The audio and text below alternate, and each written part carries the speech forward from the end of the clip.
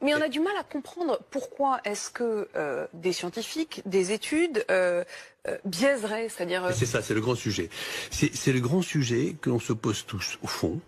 Vous connaissez ces conférences Chatham House à Londres. Rappelez-nous exactement de quoi il s'agit.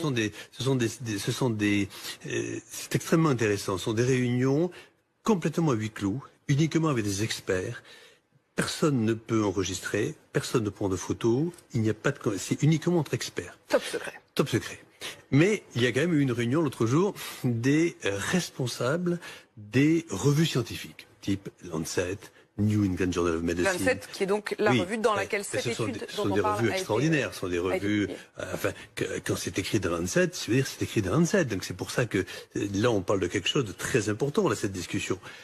Et ça a fini par fuiter. Le patron du Lancet, Horton, a dit « Maintenant, on va plus pouvoir, au fond, si ça continue,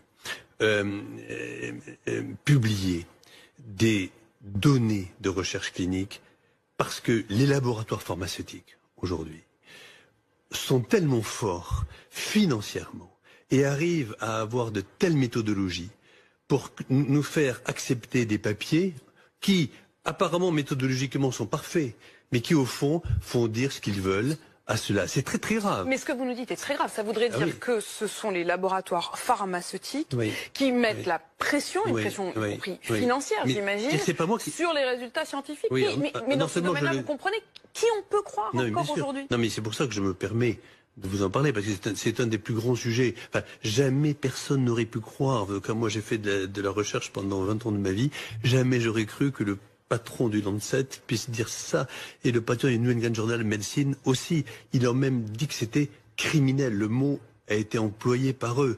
C'est-à-dire que, si vous voulez, quand il y a une épidémie comme le Covid, au fond, il y a des gens, nous on voit mortalité, quand on est médecin, ou vous, on voit souffrance, il y a des gens qui voient dollars.